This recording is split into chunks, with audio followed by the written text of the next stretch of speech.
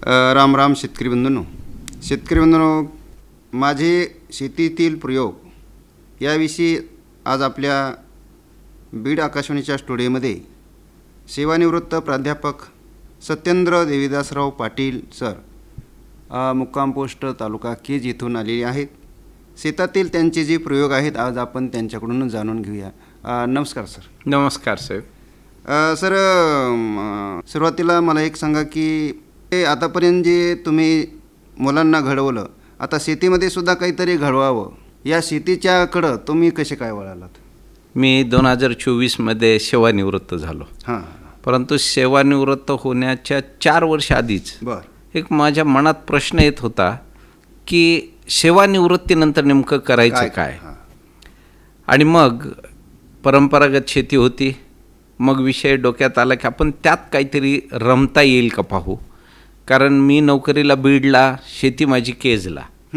आणि मग रिटायर्ड झाल्यानंतर दररोज कोणाच्या घरी जाणार? एक दिवस गेलं वेलकम करतील, दुसऱ्या दिवशी डोक्यावर आट्या असतील त्यांच्या, आणि तिसऱ्या दिवशी गेलं तर स्वयंपाकघरातून कदाचित आवाज यायचा की उठलं की हा आपल्याच दारात असतो.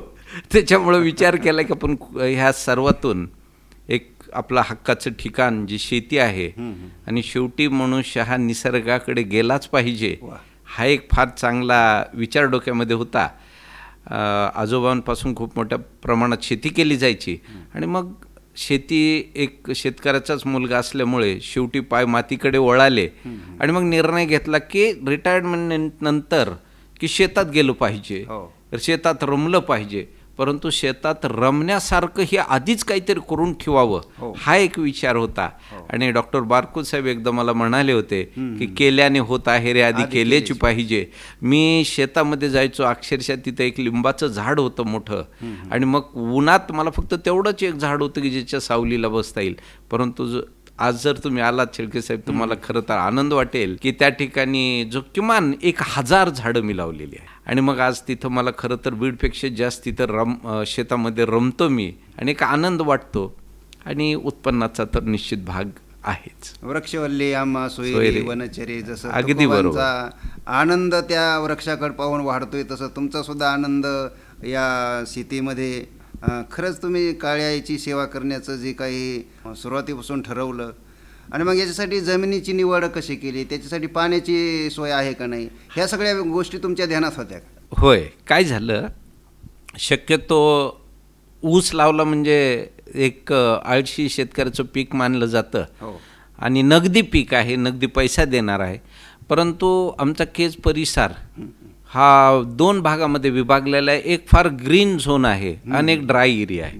तर ड्राय एरियामध्ये आम्ही मोडतो असं. हां, जिथे खरं तर पाण्याचं दुर्भिक्ष आहे. आणि मग अशा पाण्याचा दुर्भिक्ष असणाऱ्या भागामध्ये ऊस लावून जमेल का? नाही. म्हणून मग एक विचार केला, आणि काही मित्रांना विचारलं, काही नातेवाईकांची चर्चा केली, काही तज्ज्ञांबरोबर चर्चा केली. आणि एक मला सांगायला आनंद वाटेल की आपल्या मराठवाडा विभागाचे आयुक्त होते माननीय उमाकांतजी दांगट साहेब, ते कृषी आयुक्त पण होते. मी साहेबांबरोबर चर्चा केली, त्यावेळेस त्यांनी सांगितलं की तुम्ही आता अशी पीक निवडा की जिथे पाणी कमी लागेल. मीच त्यांना विचारलं नेमकं मी करू काय. मग त्यांनी मला सांगितलं की तुम्ही आंब्याकडे वळा, केशरसारखा आंबा आपण लावा, ज्याला मानांकन पण आहे आपल्या मराठवाड्यासाठी, GI टॅग. तर मी विचार त्याच्यावर केला, आणि खऱ्या अर्थानं आंब्यासारखं पीक घेतलं तर कमी पाणी लागेल हा विचार केला. आणि तशी आमची जी जमीन आहे ती फार साधी आहे, हलकी आहे, त्यामुळे ऊसासारख्या केळीसारख्या पिकाचा विचार करून चालणार नव्हतं. आणि म्हणून मी खरं तर तुम्हाला एक हा आंब्याकडे वळलो खरा मी, पण तो त्याचा एक मजेशीर किस्सा आहे. मी एका पाहुण्यांच्या इथं गेलो, आणि तिथं येडशीचे एक अजय जाधव म्हणून एक व्यक्ती तिथे आल्या. तिथं माझा पहिला परिचय झाला.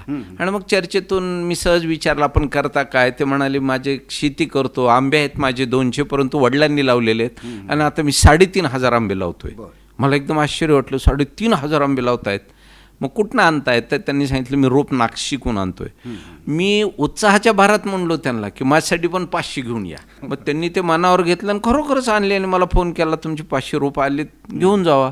मी घेऊन आलो खरा, उतरले, परंतु मला वाटायला, कारण मी फार कधी शेती केलेली नव्हती, मला म्हणजे कॉन्फिडन्स नव्हतं की आपण करू शकतो म्हणून. शेवटी 1-2 महिने मी ते झाडाने पाणी वगैरे घालायचो आणि नंतर सोशल मीडियावर तिचे फोटो टाकले आणि सांगितलं की आलेल्या भावात द्यायचेत, मी काही व्यापारी नाही, प्राध्यापक मनुष्य आहे. इन्क्वायरी खूप झाल्या. ते नेमकं आमच्या त्या मित्रांनी पाहिलं, ज्यांनी मला रोप आणून दिले होते, आणि त्यांनी लगेच मला फोन केला आणि म्हणले, काय तुमची बाग लावली वाटते. माझ्या लक्षात आलं की ह्यांनी बहुतेक सोशल मीडियावर पाहिलं.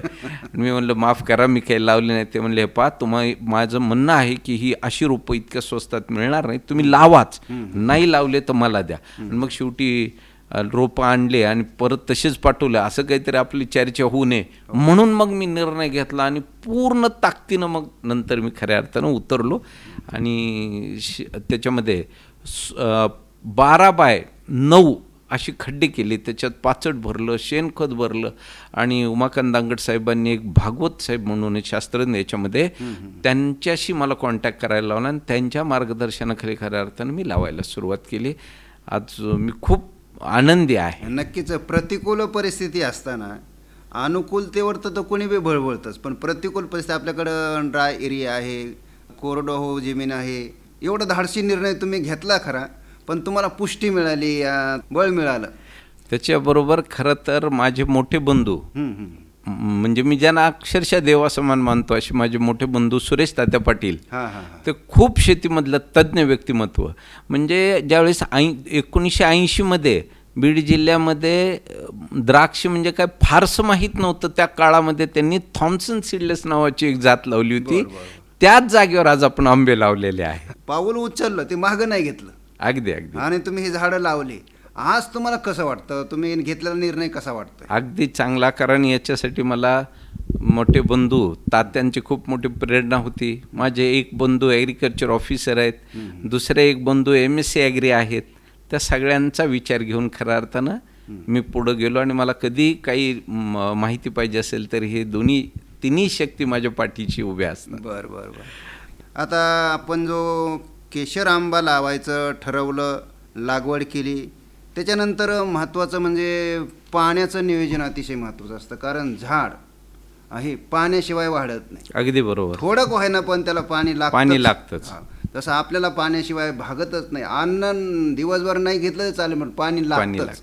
तसं प्रत्येक जीव हे, त्याला पाणी हे म्हणजे जीवन आहे. तर पाण्याची कशी सोय केली? खरं तर आपण म्हणतो बरं का की पाणी ह्या फळबागेला कमी लागतं, परंतु काही काळ असा असतो की त्याला फळं लागण्यापासून काढेपर्यंत त्यांना भरपूर तसं पाणी लागतं. म्हणून आम्ही सर्वप्रथम आधी ड्रीपची योजना केली आणि पाण्याची व्यवस्था करत असताना एक बोरवेल आहे, एक जुनी आमची विहीर आहे आणि आपल्या शेतापासून एक 2 किलोमीटर अंतरावर एक छोटासा मायनर टँक आहे, ज्याला पर्क्युलेशन टँक म्हणतात. त्याच्या खाली एक विहीर घेतली. 35 वर्षापूर्वी आमच्या सुरेश तात्या पाटील मोठ्या बंधूंनी केलेलं आहे. तिथून पाईपलाईन आणली, ती बंद होती, पण नंतर आम्ही 2 वर्ष झटून ती परत सुरू केली. त्यामुळं पाणी आज तरी किमान त्या बागेपुरतं निश्चित पुरतं आहे. परंतु मला असं दिसलं यावर्षी की यावर्षी तिथेही पाणी कमी पडतं आहे.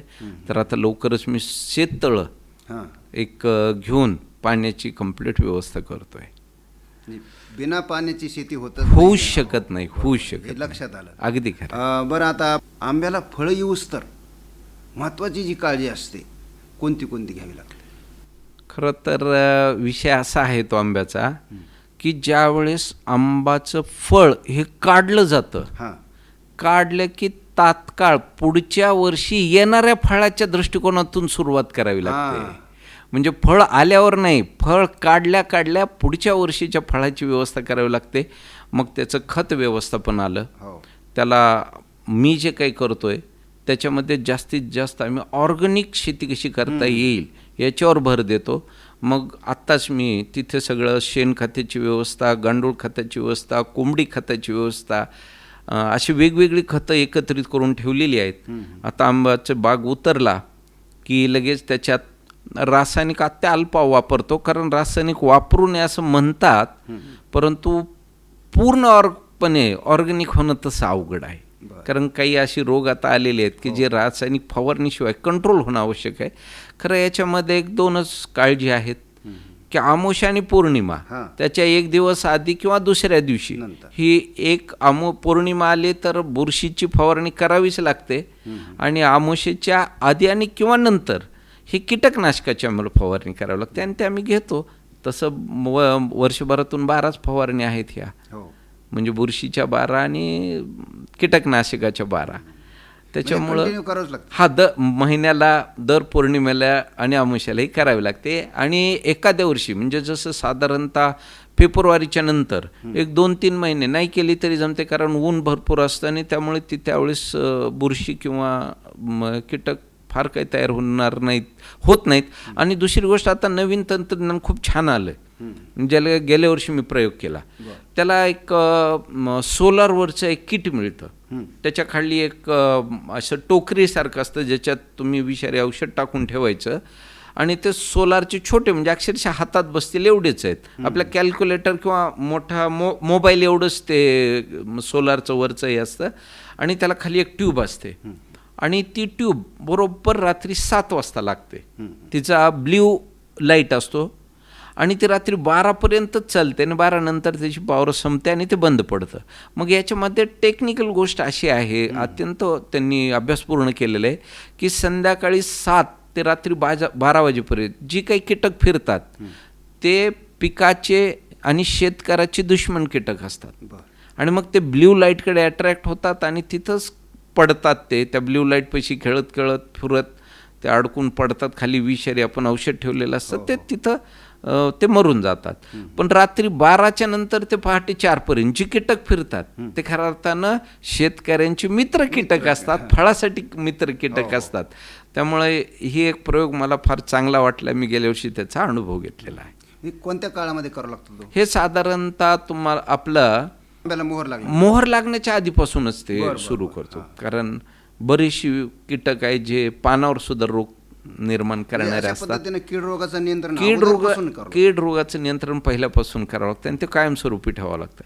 मग आंबा मोहर आल्यानंतर विशेष काळजी घ्यायची गरज? आंबाचा मोहर आल्यानंतर तर तंतोतंत आणि जास्तीत जास्त काळजी घ्यावी लागते.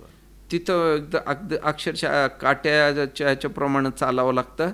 मोहर आल्यानंतर सगळ्यात मोठा आंबा उत्पादक शेतकरी चिंतेत असतो सेटिंग होईपर्यंत. या वर्षीची गंमत मी सांगतो साहेब, की सेटिंगसाठी, मोहरापासून सेटिंगसाठी खऱ्या अर्थानं मधमाशीचा रोल जो आहे तो फार मोठा रोल आहे. परंतु यावर्षी आम्ही सगळे एकमेकाला आंबा उत्पादक फोन करून विचारायचो की सेटिंग होईल का. प्रत्येकाचं एकच म्हणणं यायचं की मधमाशाच दिसत नाहीत. मी चिंतेत पडलो, मी शेतामध्ये सारखंच जायचो पण मधमाशा मलाही काही दिसायच्या नाहीत. आणि मग काही आमच्या मित्रांनी बारामतीला जाऊन त्या मधपेट्या आणल्या, ते लावल्या. मग त्यांना परत विचारलं की काही फरक पडला का. ते म्हणले पेट्या आणल्यात 8-8 दिवस झाले पण मधमाशी बाहेर पडायलाच तयार नाही.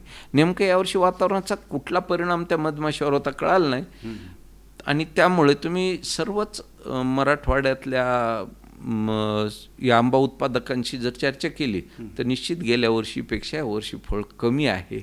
त्याचं कारण मधमाशी फारशी फिरली नाही, पॉलिनेशन जे व्हायला पाहिजे त्याप्रमाणे निश्चित झालं नाही. आणि जे काय पॉलिनेशन झालं आहे ते हवेच्या माध्यमातून किंवा इतर कीटकांच्या माध्यमातून झाल्याचं आम्हाला जाणवत आहे. बरोबर आहे, म्हणजे वातावरणानुसारच आपल्याला पिकं घेता येतात. अगदी अगदी अगदी असं वातावरण अनुकूल असेल तर आपलं पीक आलं. होय. आणि मग त्या मोहर आल्यापासून सेटिंगपर्यंत काळजीत असतो. सेटिंग झाल्यानंतर तोपर्यंत पाणी फारसं दिलं जात नाही, कारण सुप्त अवस्थेमध्ये ठेवलं जातं. पाणी तोडलेलं असतं ऑक्टोबरपासूनच. आणि मग जानेवारीमध्ये ज्यावेळेस मोहर फुटतो, सेटिंग सुरू होते आणि मग चिंचाच्या आकारावर, लिंबाच्या आकारावर किंवा त्याच्यापेक्षाही छोटं ज्यावेळेस फळ होतं त्यावेळेस मग पाण्याला सुरुवात केली जाते. हा एक फार काळजीचा पिरियड आहे. यावेळेस बुरशीचा रोगाचा प्रादुर्भाव होऊ शकतो, कीटकांचा प्रादुर्भाव होतो. या काळात बरीचशी काळजी घ्यावी लागते. आणि आबाळ फिरलं तर फार, आबाळ फिरलं तर मग तुमच्या अमावस्या पौर्णिमा दूर असो, काही दिवसानंच तर असो, त्याचा काही न विचार करता पटकन फवारणी करूनच घ्यावी लागते.